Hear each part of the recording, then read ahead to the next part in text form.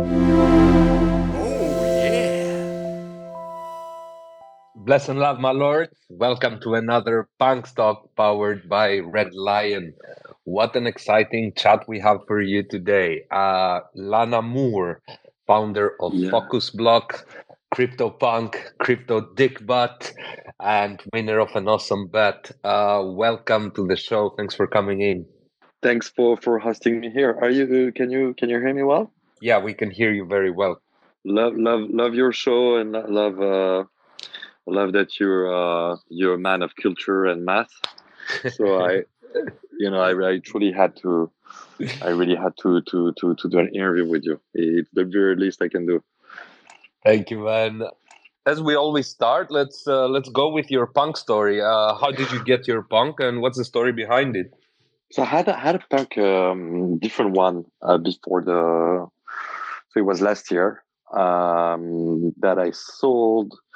I think it was before the merge when it was quite high, and I jumped back into punk because I've always wanted a purple hair punk.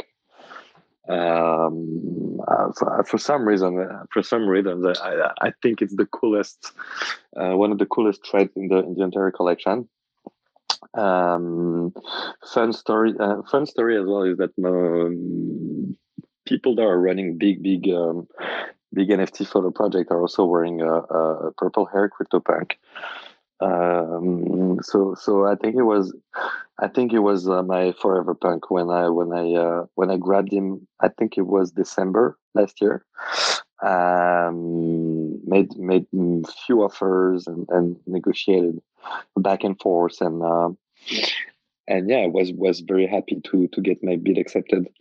So yeah, I think it was at the beginning of my NFT journey. I'll tell you more about my how I started NFT and everything, but at the very beginning it was mostly I started it was summer 21 with Bored Apes.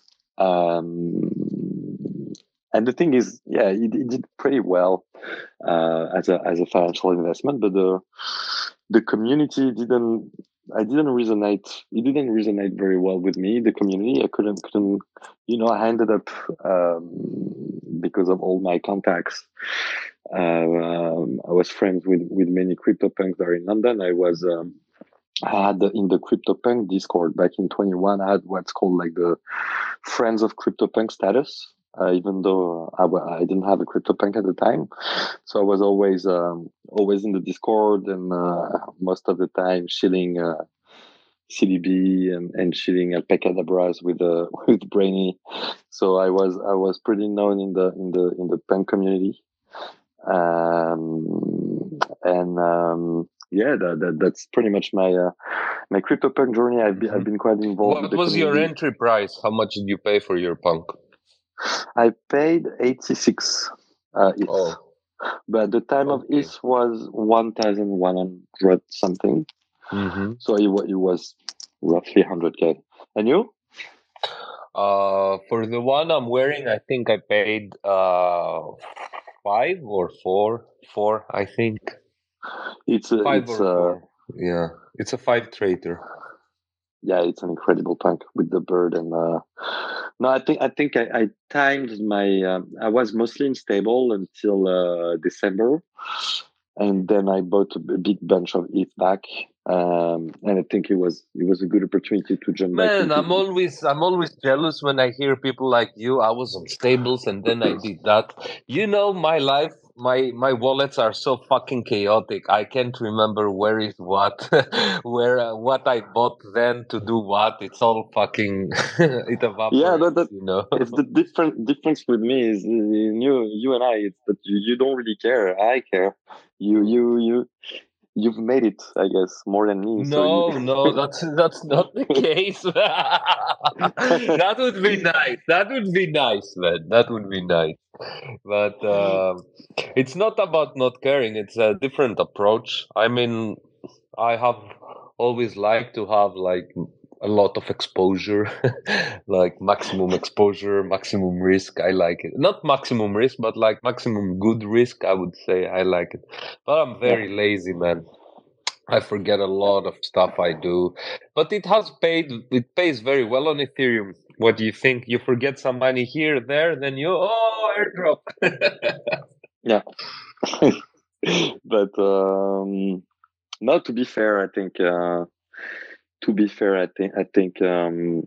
you look at it as an investment, you look at it as an Ethereum leverage Ethereum investment, timing wise, it's a matter of cycle and a matter of you always have to step back and look at the macro as well and see where's the macro at. And but if you see you forever punk, you just go for it, and you don't really care about it, because it's especially if you're building a Web3 project, or if you like working on Red Lion and hosting people, and I mean, at the end of the day, it's I guess it's the most important Web3 investment. But you have 3 punks, right? Yeah. Do you you said earlier that you always wanted a purple hair, and it Yeah. reminded me that I was like, oh man, now that I am a punk, I should get a red hair punk. I think it's called Crazy Hair, the trade, and or is it or wild? No, it's called Crazy Hair, right? The red hair. It's called purple hair. Purple No, hair. no, no, no, not for the purple. For me, I wanted red hair, you know? The red hair. Yeah, the red Mhm. hair with the hair that goes like along the neck. You mean? Yeah, they are Yeah. very cool as well. While the crazy hair I wanted, and maybe I'm fucking up the traits. I'm high a bit, but yeah, I wanted because I'm Red Lion. I was like, oh, I want this red hair punk, and I found one. It was like 5.5 ETH, and the floor was like I don't know 4. And I was like a bit too cheap to get him. It was a nice punk, Ah. and it had a cigarette and red hair. It was super clean. And I was like, oh man, if he only had an eye patch as well, if he had an eye patch as well, he would have been mine. But he didn't have, and I always regretted not buying this one. But no, I think red hair are pretty cool. But I'm more into purple hair. Where does the red lion? Why are you called Red Lion? Is there? I'm sorry if it's a stupid question, but No, no, not no, sure. it's not a stupid question at all. So yeah, when I started with in general being online, Mm-hmm. I needed I was playing a lot of poker at the time. I was like 18, 19 years old. I was trying to make a quick buck, as you often do on the internet. So I was playing a lot of poker, and yeah, I wanted to be Red Lion Eyes because I smoked a lot of weed and I listened to a lot of reggae. I listened to the lyric on a song, and it wasn't possible. It was Red Lion Eye. It was one character short, and since then I was Red Lion Eye, and I started loving it and building the legend of Red Lion Eye online. So when I came into crypto and NFTs, it was like, okay, I'm Red Lion Eye. I already know that, and then it was very compatible because Red Lion it's already in there, so I didn't have to create a little imaginary project with animals just to be hip. It was already in our name, and it was a blessing. Nice. So you're based in Athens or somewhere else? No, right now I'm in Greece, but I'm going to move to Barcelona hopefully in the next year or two if I manage things if things go well. Yeah. What about Um. yourself? Where are you joining us from? So so I'm based in London. Mhm. I'm so the last few days of between because it's Easter holidays. So I was in Ibiza, then going to Paris, and then back to London on Monday. So Yeah, but I'm based. So I'm based. I grew up in France, in Paris, then moved to Canada, to Montreal for university, and then I've been in London for 10 years almost. So yeah, pretty Wow, much London based. And that's but I very go to cool, man. Greece. I go to Greece very often. I love Greece in the summer. Greece is cool to visit, not to live here. As a Greek, maybe it's not nice to live here. Um, Tell us a little bit about your involvement and about your project, Focus Block. So my project, yeah. My project is mostly. So it started in. So the project is a vintage photography project. Um, Started the project very, very. I guess you never heard about the story, but it's a quite fun story. We started the project back. It was February, March of last year, 2022. We started because one of our friend, close contact, his father is one of the most famous French paparazzi photographer, I would say. So celebrity photographer in France. Guy, his name is Jean-Claude Dutch. So he's been taking photographs and shots of the most famous people in the world. You name them all. Like if you look at our first collection, you have Yves Saint Laurent, Arnold Schwarzenegger, Sylvester Stallone, a lot of very like famous French, like big French celebrities, Michael Jackson. I mean, you name them all because he worked as a paparazzi photographer for 40 years. Um, so we were like ready to go, like agreed on the terms with the photographer, but then the son of the photographer at some point was like, "Wait, guys, actually, I'm there is a problem here because my father doesn't own any of the copyright of those photographs. They're owned by the French media company he worked for 40 years. So we went back to we had to start from scratch, basically start from zero.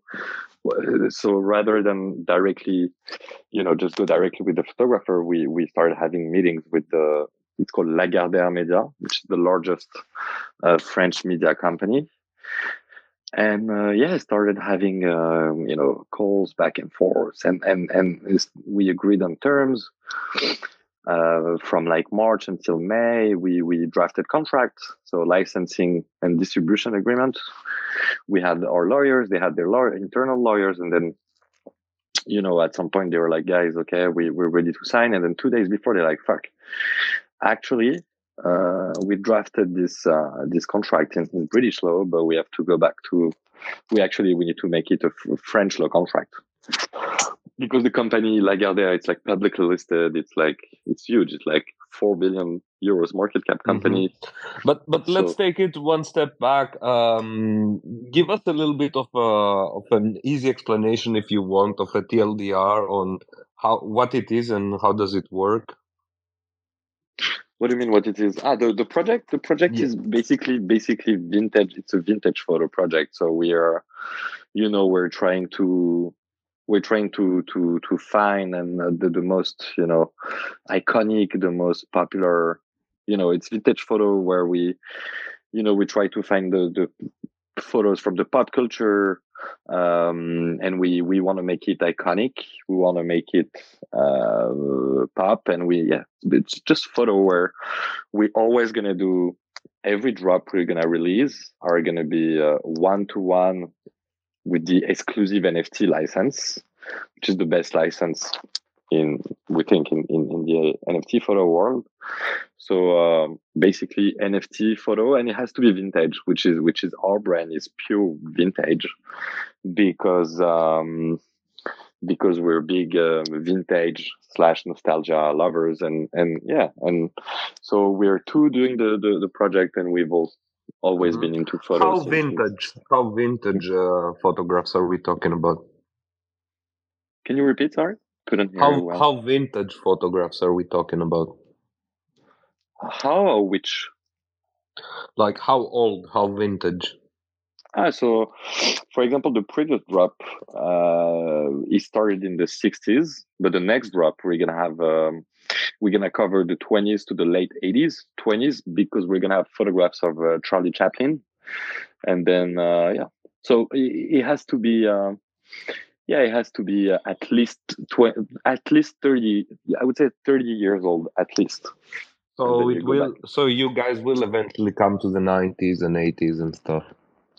So we have up to the late 80s. We try to stop around the late 80s or early 90s. We think vintage happens, up to the early 19s. We think. Okay, but my comment regarding this is like, I mean, like, how many fans of Marilyn Monroe or Charlie Chaplin live? They are all 50 years since they died. So if you want a lot of more nostalgia, I think the But 90s and 80s. where do you get that from? Just out of curiosity, you have data backing that? Or? No, I don't have No. that. It's just my opinion. So It's just a comment.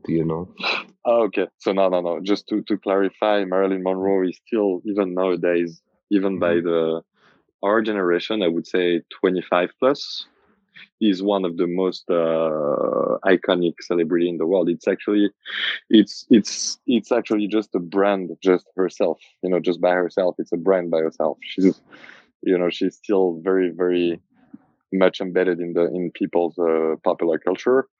And then Charlie Chaplin, it's a complete piece of history, because anyone, even at school from very early ages, when you have like either history or slash cultural classes, when you look at the in the industrialization period and the beginning of the cinema, and then Charlie Chaplin is always there. So it's yeah, I think Charlie Chaplin, even so your question is actually very good, because what we love about vintage and nostalgia is that you look back in time and you try to recover what's still there into pop culture minds, and Charlie Yeah, Chaplin will so for always be example, there. for our generation in the 90s, it's like the 90s commercials, the Yeah. toys, the cartoons, the hardware, I mean the Nintendos and the Game Boys and stuff. So I'm So guessing like people would feel more nostalgic towards like the 90s, 80s, early yeah. 2000s, or it will evolve to that. I mean, it used to be like the most collectible stuff was from, I don't know, 60s, because most of the Mhm. people were fond of that in their early so so memories, I so guess. so what you're trying to define here, it's mostly defined in the art market. It's not so much vintage. I get your point, like Nintendo, Game Boy vibe, and Yeah, I think it early moves 90s. like the It's called interest, what vintage artifacts interest people moves over time. exactly. So what you're defining this period in time, it's called by the art market the retro period. It's called the retro slash early 90s. So it's Mhm. I totally get your point, but so how would you define anything before the 90s? Um, I don't know. How would I Maybe you're define? right. I Maybe don't we should. know about defining it, but I'm just trying to see what is your opinion about it, as Yeah, as changes and generations move ahead. Um, exactly, because like for exactly. me, for example, Marilyn Monroe is just an image. I've never watched any of her films. I know she's iconic and know what she Because represents you're not and all of American. that. Maybe, Oh, for sure. maybe In you're the right. US, Marilyn Monroe is Hmm. just look at Google research. Actually, like very easy. You look at Google research, you can find the metrics, and it's one of the most iconic, ranked as one of the most iconic American celebrity slash actress. Oh yeah, And for sure, of all time. yeah, Yeah. yeah, yeah. So you know what, and that's all about what we do. We curate in a way that Hmm. we want to make sure everything we put is iconic. Everything, history is it's a question. I read a book recently about Hmm. like a long article about the lost philosophers. Greek philosophers from, in history books, we just retain Plato, Socrates, and Aristotle. But, there's so many others that we tend to forget. And history just retain some names mostly. Is it because of historians? Is it because of, it's a process that we can barely define? But so for this new drop, we everything we've put is like either move like celebrities that have and movies that have been defined as the most influential movies ever. Celebrities such as Marlon Brando, Al Pacino. Some of them are still alive, but they were like, they really they wrote the history of cinema. And no one can really deny, because those movies are the most watched movies ever. So it's this entire process that we truly, truly, truly love, because we go back in time and find really real gems.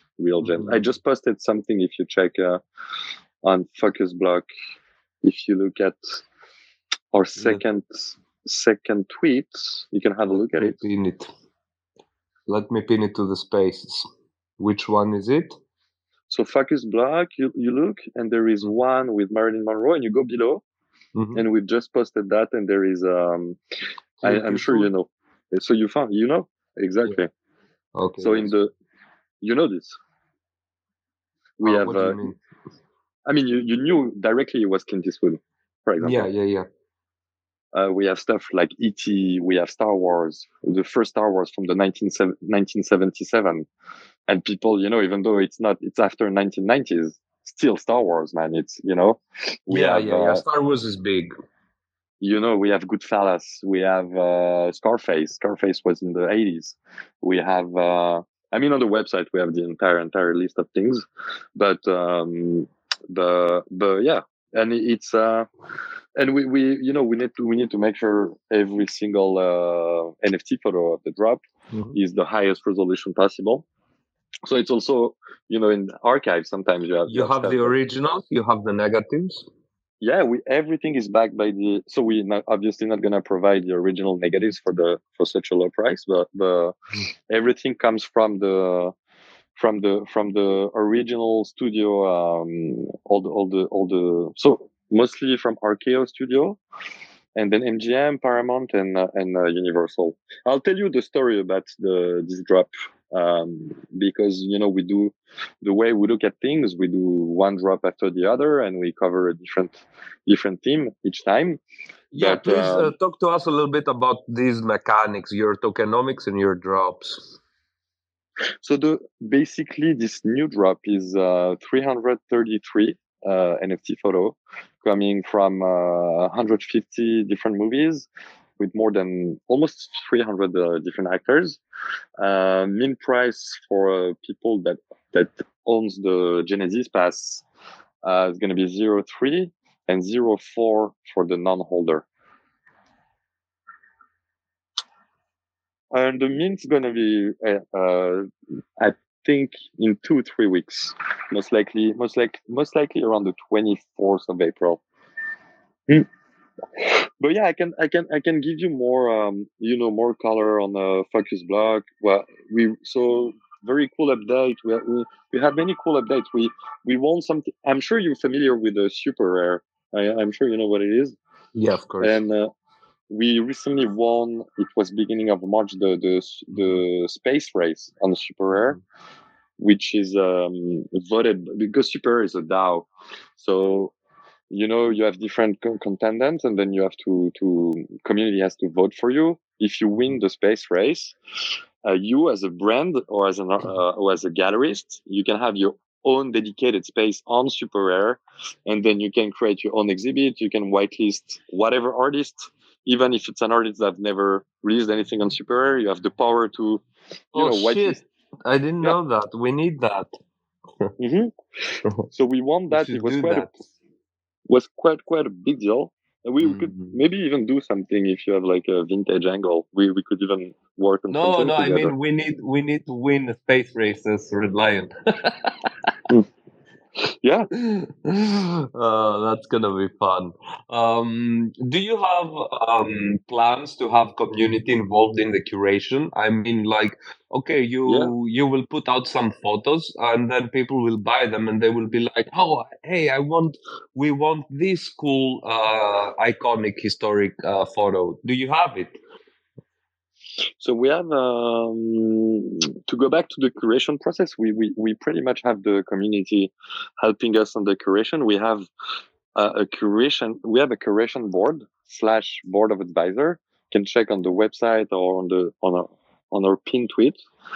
And we have some people that are quite known in the community. We have Jake Fried with a big Web3 artist selling at Christie's, selling very high as well on the other like super other platform. He's advising us. We have Louis Dazi. He's on the stage. He's probably the most talented Web3 French photographer. He's selling quite big on super rare. We have Michael Sidowski from Toronto. He just sold at Sotheby's and he's selling mostly on super. He's selling like between 10 and 15 ETH on the super to like Kosomo, Punk 6529. And you can check him out. Michael Sidowski, big guy. Then we have Jan Rogers, is number 3 at Ledger. He's a big fan of vintage photo. He's been helping us a lot. And then, we have one of the most famous French photographer. We have people in the media industry from Whitewall. And we have some sort of OG collector. Chuli, I'm sure you know her from the Punk Discord. We have Mulet, we have Brainy as well, really pushing for us. So in terms of community, we are surrounded by like a very cool board, people that advise and help us to curate. But in terms of like, it could be a very good idea where for our next drop, we could probably like on our website put a selection of 1,000 photos and then tell the community to vote and cherry pick the ones they would like to see in the next The drops. magic number is 7 of Yeah. options. Too many options and they feel drowned. Too little options and they feel they didn't have enough to choose from. So the magic number is around 7. But whatever that magic number is, it would be cool if like the owners could like curate the next one, for example. Exactly. That's actually something we could find a way to engage the community a little bit more. It makes total sense. And yeah,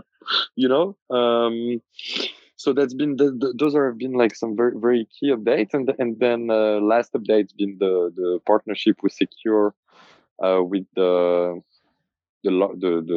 oldest and largest cinema photo archives that ever existed, which is Movie Star News, which is our new drop. And it's a very cool story. If you have 5 minutes, I can tell you more about it. Yeah, go ahead. It's this brother and sister in the 30s. They were just not stealing, but getting for free the photos from the set of the movies at one studio that was called RKO Pictures, was part of the Big Five, which was the 5 largest cinema studio in Hollywood at the time. And so they started they opened a shop in New York. They were selling those. They were getting them for free, but they were selling the photos in their shop in Manhattan. And then after some time, the studio realized that they actually could just sell them the photo rather than giving it. So they started buying it, and then in 59, RKO just declared bankruptcy. So they kept on doing what they were doing, but with other studios like MGM, like I said, MGM, Paramount, Universal, and all those big studios. And they were very famous because they revolutionized what is called pinup photography in the 50s. And bondage photography. So they were the first to sell bondage and pinup photographies. Maybe Betty Page. It's a very iconic pinup. So the U.S. government actually went after them, and they in the 50s, and they're like, guys, you can't do that. It's almost pornography. So bondage, pinup photography, you have to stop that. and but they were extremely popular in the 50s, mostly thanks to the Marilyn Monroe pinup photos.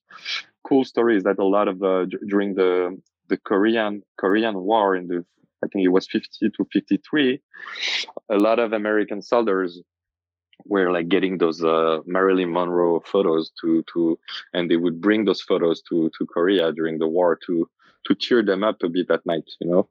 So it's pretty famous for that in the 50s for being like pinup / bondage photo specialist. They had to stop that, and then after RKO declared bankruptcy end of the 50s, they refocused on 60s until the late 80s to keep doing what they were doing with the movie studios. And then the brother and the sister, the Cloud, they passed away in the 80s, so it changed hand multiple times, and was lastly acquired in 2020 by private owners basically, and yeah. So it's I made the short version of it. But if you're very interested in the tweet you've pinned here in the commentary, I've put an article we wrote about Movie Star News, the archives, so you understand better it's quite a cool story. If you like history and cinema, it's quite interesting. I think your project is really interesting and very cool. It takes a few minutes to digest it and understand exactly what it's doing, but it's also an educative project, and it dives deep into the lore and the history behind the arts and photography. And yeah, as you said, it brings out nostalgia, and I love it, man. It's something really cool. Thanks. Definitely would love to write an article about it, and yeah, I will keep following and maybe buy a Marilyn Monroe drop. Who knows?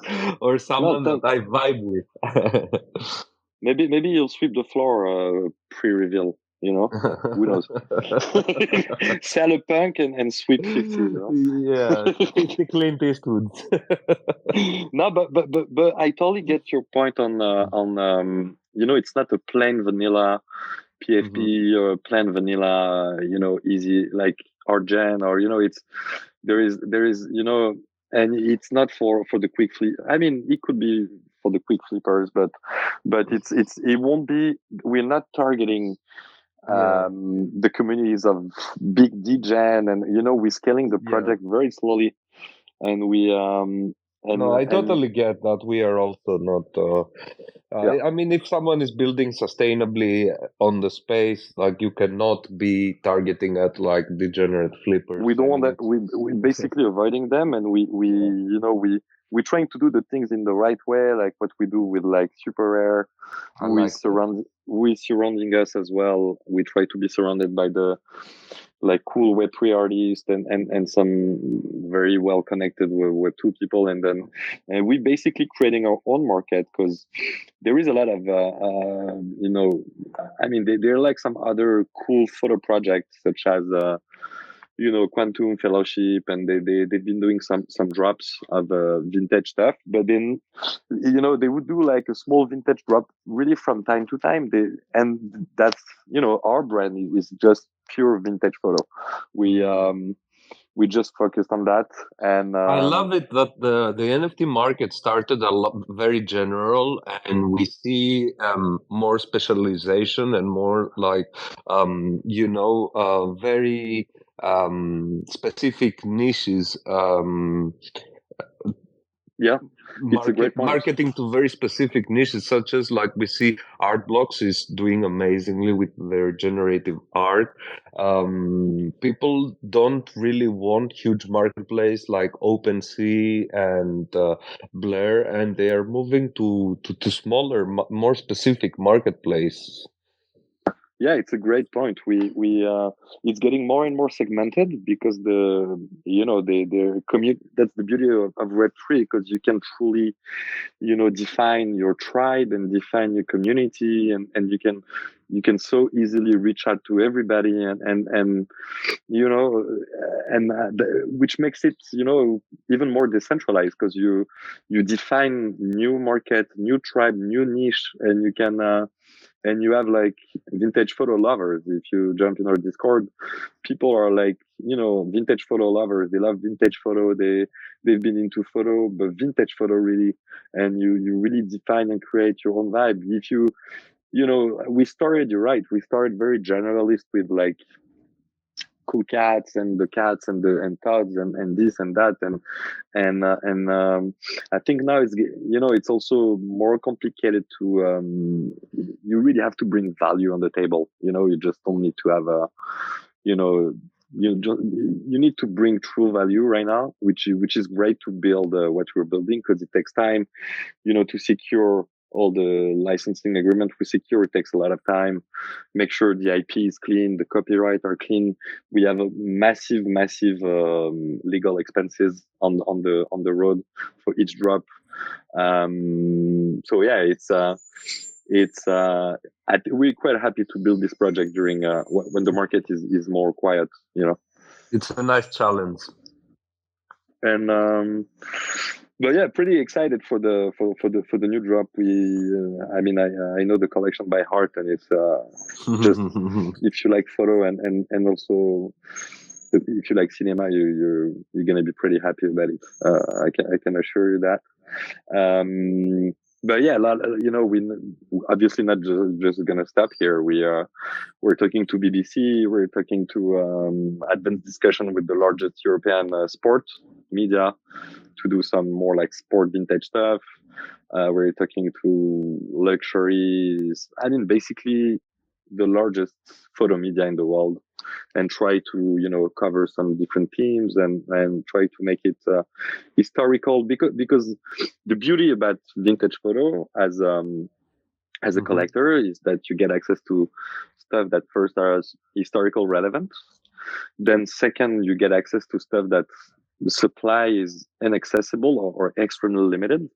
To give you an example, our previous drop, people minted or bought secondary some Yves Saint Laurent photographs, and to get the right on Yves Saint Laurent photographs, you have to, you know, you have to be part of the Yves Saint Laurent Foundation, or you have to be part of his succession, which is extremely rare. And only two other photographs took shots of Yves Saint Laurent and have right on those shots, but they're basically not doing anything with it. So I think that's, you know, being historical relevant, supply completely controlled and sometimes inaccessible, and you need to make it iconic and make sure, as we said at the very beginning of our conversation, what is vintage, what is iconic, what is important. If you look back in past, you know, if you look back, what is, you know, what is important, who's gonna stay, and we can debate about it, you know. Exactly, man. I love it. And it's a beautiful thing to also learn about these things. I really enjoyed all the stories that you mentioned. So yeah, very excited for Focus Block. I'm following. We will also write an article about it. But now it's time to change a page to something really, really fun that you were also a part of. I pinned up there the bet you had with Anonymous. Of course. So that happened on the 30th of December 2022. And for context, you bet to him 10 Ethereum that the CBD floor, the DickButt floor, will be higher than the Rect Guy floor at Yeah. 11:59 Eastern on March 31st, 2023. I completely remember. I was in Marrakesh for New Year. I was invited at a friend's for New Year. We're like a big group of friends, and I was at the restaurant. It was a bit boring. It was, I don't know.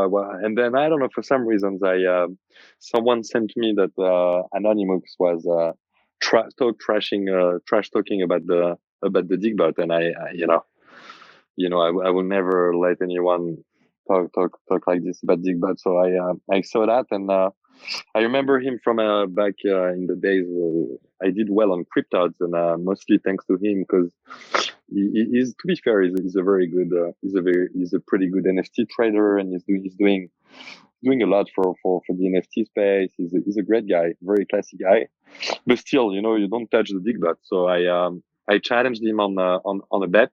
First, I have to say that he was talking about red guys at the time. He wanted to put red guys on the spotlight, but I'm also I really like OSF. He's becoming a friend. I like red guys as well. I think he has very strong mimetic potential as well. It's a cool community. But I like both. But DickButt still above that for me. Wrecked guy is not for me, man. Fuck it. I don't give a But shit about it. I don't see no, why it's cool. I think it's absolute shit, to be honest. But everybody can have their opinion. You can love it, and that's fine, no, I think it's potentially gonna do well, mostly because he went out. He was released in 22 when the more everything was crashing. All the people we trusted basically fucked us, and we were one of the most wrecked. You were wrecked. So there is, it's a cool idea. I like, but still, DickButt for me has been around. It's I one of the love the oldest fact. I love the fact that you said I will never let anyone talk like that about dick butts. But DickButt's been is one But of the big shout oldest. out also to Anonymous, man. As you said, he's a gentleman and he's a great trader. Yeah, he is very smart, very classy, very cool. But DickButt's oldest meme in internet, one of the oldest since 2006, 2007. I've been in the community since the very beginning, and I know, from the inside that it's one of the strongest. So I really had to take the bet. There is no, it was an easy bet for me to take.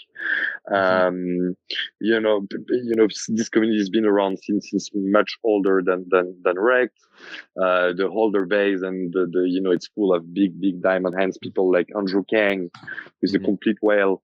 We have people like Asian Rice, Kent, Jimony, Loose Tooth. We have Meltem, we have Farrock, we have Bass, we have a lot of OG, Mulet, like a Red lot of OG Lion, punks. why don't you say it? Red Lion too. We have, and I wanted, as you say, we always finish with the best. I was about to say your name, but you're right. We also have you. So exactly. no, really, but it was a fun bet. Only in Web3 you're gonna see some degen people before New Year making such a bet, just to Very spice up. beautiful story, man. Very beautiful story, and I love that it was very civil and very beautiful. It resorted nicely. You are a gracious winner, and he's a gentleman for settling it with even without escrow. I bet it hurts a little bit to lose 10 ETH, but yeah, he will be fine. Important thing for me is that it's such a beautiful Web3 story and Yeah. part of the Web3 lore. Maybe we don't see it now, but you were talking about history earlier and what is important and what is that. And my comment to that, because I have thought a lot about it, is that like, well, everything is important and you don't know why. So because like we don't have any context why people in the future will be looking at what they will be looking at those details. Maybe they will be looking at this incident because someone else was involved or someone else name or something. We have no idea what will be important in the future. So yeah, I think like every little nuance is important to record, and nobody else is paying attention to this Web3 lore and history. So we started recording it since 2020 because we see the value in it. And it's it's our job but to go back to the bet. I remember back in 21 there were a lot of bullshit bets where they people were just trying to get Twitter attention. Yeah. And they were most of them were bullshit, where they will never pay each other, and and even though they would be an escrow, they would they were most of them were bullshit. But yeah, Anonymous truly is. He paid you? Did he pay? Sorry. Yeah, did he pay? You guys settled already? Oh yeah, on Saturday he even. He posted the transaction. All right. Yeah, So, what are you doing with the money? What am I doing with the money? Yeah, and now Ethereum also is rocketing almost 2K, I don't know. 1700. What should I do? What should I do? Just tell me. I'll scoop DickButt floor. I did that a lot already to maintain it, but yeah, at some point it makes sense to give back to the DickButts, because they're my family at the end of the day, So so we need to. Maybe you can organize something really cool that will be giving back to the DickButt community. Yeah, I was thinking of a London or Paris DickButt event, because community is big as well in Paris. The DickButts in Paris are, so maybe do something cool, with maybe Space Invaders, where he does like pixel art in the street of Paris with DickButts. We are also putting a big event in Lisbon together. This is what I will be focusing. I'll be in Lisbon. Lisbon, so maybe we do DickButts in Lisbon, or maybe we do DickButts on the Eiffel Tower. We'll find something. I'm sure we can do something. Well, we need an island. We need a fucking island. We need the Gush Island as well. Yeah. You're right. We deserve the Gush Island. So. But yeah, man, what a beautiful story. I thoroughly enjoyed. I was chatting late night with Darvid, our amateur comedian friend. He's also DickButter and regular. And he was like, "Yeah, what happened with this bat word?" And I was like, "Oh, wow, yeah, I remember that." And yeah, then I made the tweet, and I was starting to following the story again after 3 months. So it was beautiful, man. Thanks for doing this. Thanks for creating this beautiful piece of lore, and thanks for standing up for DickButts. Now people will know they don't fuck with DickButts. Exactly. But yeah, thanks a lot for your time, and yeah, about the article, we're doing some. We're talking to yeah. Happy to talk about it more just with you, and if you need any info, let's connect on email or whatever you prefer, and just one question for you, if you're still here. Yeah. Are you good in math? Yeah, man, of course. If I ask, 1D equals 1D forever. Yeah, man. Exactly. And big shout out to our DickButt listeners as well. Let's open up the stage. If anybody has any questions, just raise your hands, guys. If you want to join the conversation, just raise your hand and we'll pass on the mic. Usually we don't get a lot of speakers. People are a little shy, but it's worth giving it a shot. Mm-hmm. Do you have any final remarks before we close, my friend? No, maybe just feel free to. We're doing a little giveaway for next drop. We just posted it, so if you guys really happy to, I'll try to. I want it to be. I want one of you to win it. So really feel free to participate, and yeah, that's it. Really feel free to reach out in the end, and looking forward to meet you in Lisbon. Yeah, man, we'll organize. We'll put together something cool. It's going to be really, really exciting. Thank you. Oh, what happened? He dropped. Anyway, I was going to close it up. We are taking a 1 hour break, and we are coming back with very, very hot spaces with our curator, DJ, and Reader One. The artist broke the record of Gazette for this year. We have already 60 plus mints for the Gazette. It's amazing. Check it out. It's a Keith Haring tribute on our way to New York. 0.01, and you get Reader 1 and the beautiful Gazette cover. And join our show later to meet these wonderful artists. We are so excited. Tomorrow we have a SIG roundtable. We will be talking with CEO Barcela and the SIG community. It is the first online meetup, so that's going to be exciting. On the weekend, we're going to put some amateur comedy streams together with our friend Darvid. And next week, we have our show at New York that we are super, super excited. So thank you, L'anamour, for coming in. Thanks, Thanks a lot. everybody. Bye bye. Cheers, man. And don't forget to participate to the giveaway. Boom. Yeah.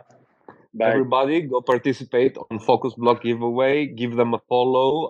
Buy their drops for sure. And yeah, take a quick sick break and come back in 1 hour when we chat again. Thanks everyone for listening. Take good care. Bye bye. See you in Lisbon. Bye, man.